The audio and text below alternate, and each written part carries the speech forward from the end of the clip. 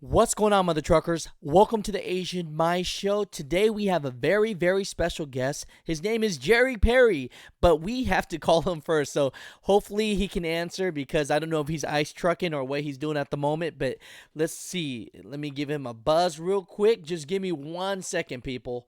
One second. Let's give him a buzz. Is it ringing? Hello? Hello?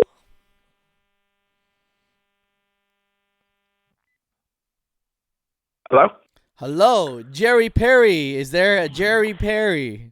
It is. What's up, man? How you doing? I'm doing good, enjoying the beautiful Alaskan weather. Oh, man. So for people that don't know, can you introduce yourself? Tell them where you are, man. Pretty much I'm Jerry Perry, and I'm in Wasilla, Alaska, work for Carlile, gone up to Prudhoe, all over the lower 48, and was a Swiftie before I started at Carlile. Oh, man, we're going to have to get into this. So let me jump on your channel. We're not on live or anything like that, but they're going to see this. So I got to show them your channel because you have a very, very interesting story. Let's see. So Jerry Perry, when I look up your channel, I see a Katy Perry. I see a Jerry. There's another Jerry Perry. What the heck's going on? 6 subscribers. That's not you. Okay, right here, people. Subscribed. 501. He needs more, okay? 500 is a respectable number, but when you're born and raised in Alaska and you're fighting polar bears, then you need more subscribers than that. So let's click on his channel real quick. All right, so I'm on your channel, and now you can keep on going. So you started out as a Swiftie. Is that what you guys are called when you start with Swift Transportation? Unfortunately. So run us through this because we talk about truck driving jobs, and before we get to how you got to a good company that you're with, what were you doing before trucking? I was actually working at a Napa warehouse, the Napa auto store, pretty much counting inventory, making sure all the inventory was correct. Man. And I was young, always wanted to be a truck driver, so... What are you talking about? You look young right in this picture. Come on, man. Yeah, but I was younger, so I pretty much waited till I turned 21, and when I was 21... all the trucking schools in Alaska are way too expensive. Oh, how much? How much are we talking? Just so people get an idea. But I think it's about 8,000 for 3 weeks. 8,000 for? Oh man, that is highway robbery. It is, but there's no competition up here. I can imagine. So pretty much, I decided, you know what? I'm from Alaska, born and raised. I might as well find a starter company in the lower 48. Right. That would take me, and I got a hold of Swift that sounded the best. Did their academy training. That was only like $3,000. Okay. So I did that, did the whole, like, out with a mentor, and just loved it, just seeing the United States. I remember that, actually. So I remember when you started your journey. I remember seeing you as a Swifter, and then you changed it up. So let me put on a video of you. I'll just put it on silent. Let me see which one of your beautiful faces I will put up. I'll put this one up right here. Now, so they're watching this now while you're talking. How long did you stay with Swift for? I stayed with them for about a year and a half. A year and a half. Okay, so, all right. If we backtrack, when you were working for the auto parts store or whatnot, what kind of money were you making then? I was making about, I believe it was $16 an hour, which is pretty fair for Alaska standards. Okay. And then when you went with Swift, how much were you making about? I believe it was a good old 36 cents per mile when I first started out. Was it an upgrade from what you were doing, though? Were you making more money in the bank? Oh, no, definitely not. So that's... I took a loss, but I wasn't paying rent and all the other overheads.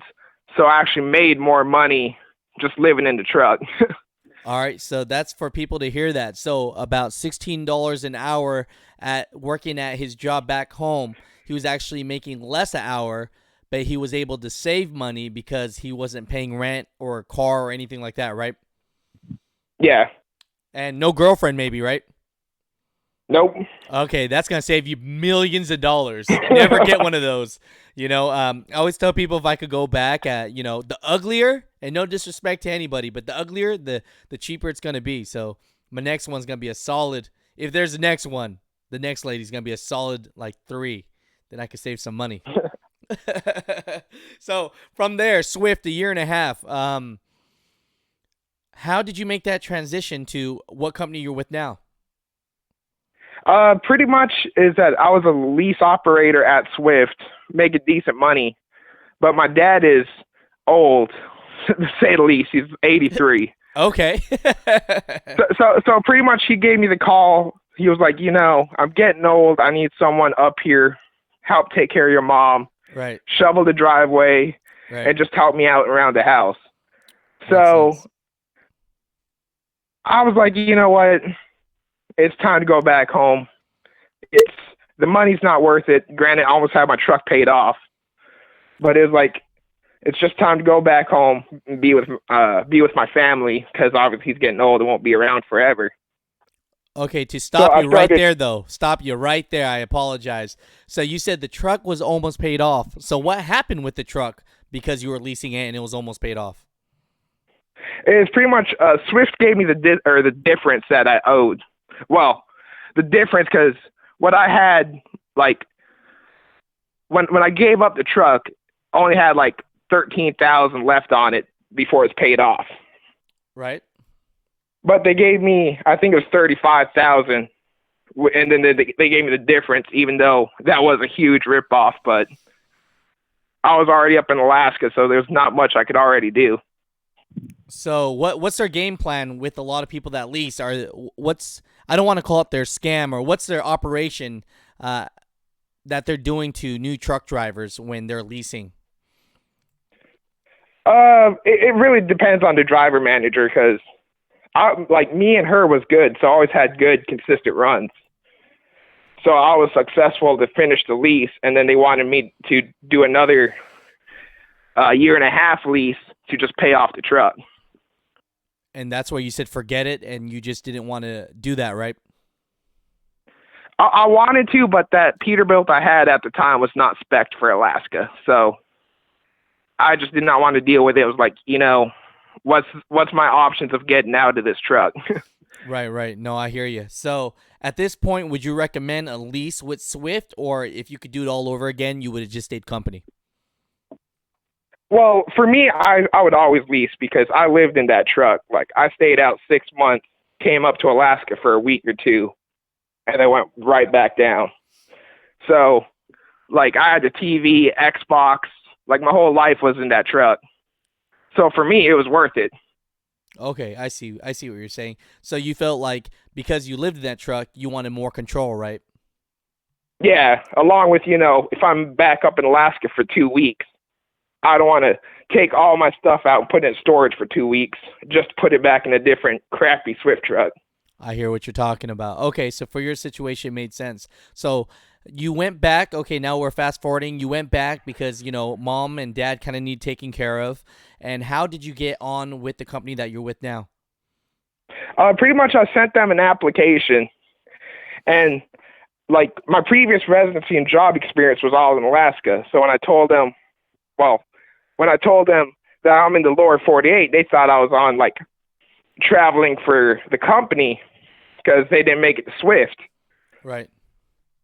So when I told them that I'm a Swift driver, they were like, there was immediately a big red flag for them, because everyone applies for them thinking they're going to be an ice road trucker. I love it. So, Carlile, if you're thinking about it, is it known for ice road trucking? Is that what it's known for? Yeah, after the TV show, everyone thinks it's an ice road trucking. Wow. So you are the closest thing that I know to an ice road trucker. Is it true the dangers that you're going into, just like how it is on TV, or is it less dangerous, or is it more dangerous? Well, it's dangerous, just like trucking in general, but they just or just put it as more dangerous is like pulling the trailer brake around a corner so the trailer comes sliding around a corner. It just makes it more dramatic, more entertainment, I should say, but it's still dangerous. So let's talk about this then. So, with your job being one of the most dangerous, and they say truckers get paid the most, is that something that you see? Can you tell us a little bit about your pay, or what kind of pay you could get from doing this kind of work? You do get additional pay. Like, I don't have the pay scale in front of me, and I can't go too much into it because it's different pay scales for everybody. Right. But you do make quite a bit more when you're going from Fairbanks to Prudhoe. But on the backhand of it, though, if there's a whiteout or if the road is closed, you ain't making no money compared to someone that could be going from Anchorage to Fairbanks and back, where he'll make more money at that time. But overall, though, a lot of my friends that constantly stays on the ice road going up Prudhoe, they're bringing in about 115, 120,000 a year. And that's in their pocket net? Yep. So are you yourself a six-figure man? I am not. My first year at Carlile, I only got 80,000. Only 80,000. So you went from Swifter making 35,000 to now making 80,000, and you talking like it's nothing, man. I'm proud of you, Jared Perry. I'm super proud of you, man. Hey, just keep on working for it and getting that experience.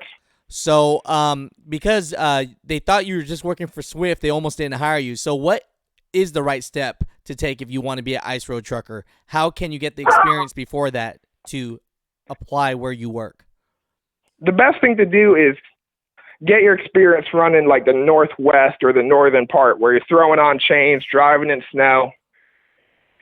Get that done and then move to Alaska, because 95% of the time they just overlook you if you're not from Alaska.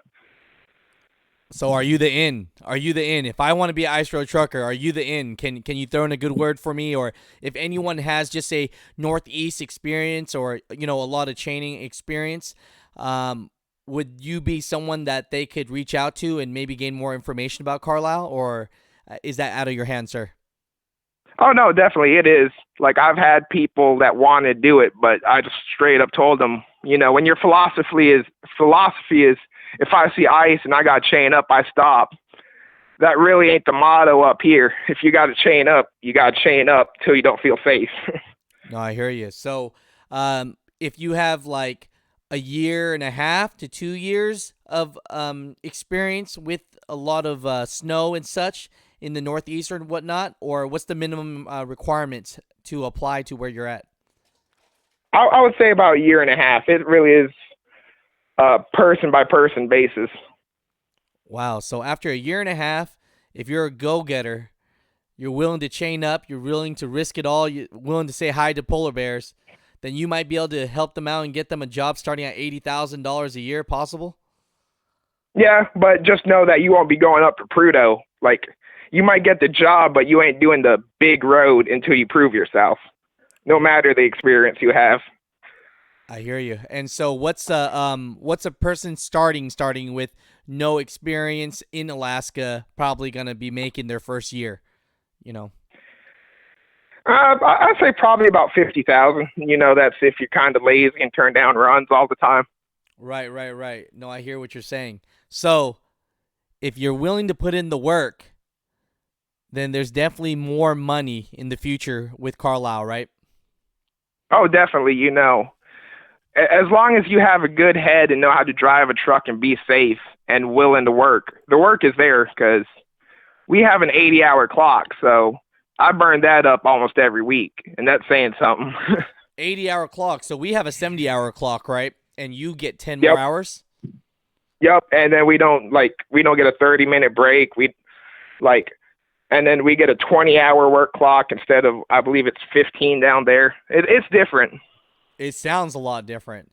So overall, people, what I'm going to do real quick is I'm going to jump back on your channel so that they can see your channel again, because I definitely want people to subscribe to you. Not the fact that you're my friend, but for the reason that you have experience and you recently have gone through this just what, within the last 5 months? About 8 months, yeah. So 8 months. So it's fresh. It's fresh in your mind. You know what you're talking about, and the things that are going on are happening to you right now. So let me show them this one more time. So all you mother truckers out there, if you get the opportunity and you want to make some big money, like Jerry Perry said, his first year, he was already making what, about 80,000, and people are making upwards to 100,000. But you have to put in the hard work and you have to put in the time. So he has 501 subscribers. Hopefully, by the time we put this video up, more people, if they're smart, they're going to subscribe to you because, man, if someone just gave me the keys to make more money, I would definitely be interested in watching what they're doing. You know what I mean? Definitely. So, but that just shows to everybody though. Like, I'm young. Like, clearly, I'm way younger than you are. No offense. Oh my Jesus. But it shows that even a rookie from Swift Transportation, granted I didn't hit nothing, but still, you're too much. Can make that much of a difference. It shows trucking. As long as you're willing to put in the work, you can get it done. I love it, man. I love it. So at the end of the day, is there anything else that you want to leave us with? Or are we good to go? And I'll just put your links on the bottom and people can reach out to you if they want information about the company that you work for. Honestly, I just got one more thing. Like I said, if you're young, just put in the effort. Then also, if you're old, it's a double-sided coin. Because when I got hired, there was someone that said he had 16 years of driving experience compared to my, a year and a half of Swift. And pretty much, they obviously lean towards him. So I had to work my way up from local to getting into a line truck, OTR, regional, however you want to look at it. And pretty much when I got finally bumped up to start playing with the big boy trucks, he already hit a moose and a ditch within his first 8 months.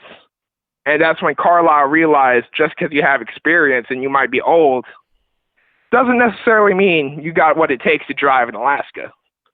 Man, that's very motivating and humbling to most. So everyone out there, if you're watching this and you want to upgrade yourself, and people say, oh, let's bash these mega carriers. Well, here's a guy, Jerry Perry. How old are you now, sir? 25. 25, young, going as a Swifter to now riding reindeers and beating up polar bears, and what else is there out there? And a whole lot of flatlands and mountains. Jesus, man, I appreciate you so much, and I thank you for this interview because I think this is gonna help a lot of people out. I think the title is gonna read From Swift to Ice Road Trucker. there you go. Hey, thanks so much, man. Please save my number, brother, so that we could just connect anytime. You know what I mean? Definitely. All right, man. Be safe. Have a great night, and wishing the family the best because you were saying, the health isn't as great. So I'm wishing, health, wealth, and happiness. You know what I mean? There you go. Thank you. All right, brother. Peace out. Have a good one. Bye. Bye. Mother truckers, from Swift to Ice Road Trucker. Painting the picture for you right there. Hopefully you guys enjoy this interview. You guys have a blessed day. Subscribe to Jerry Perry if you want to be an Ice Road Trucker, or you need motivation and you're a young guy or girl and you want to make it. Peace out, mother truckers.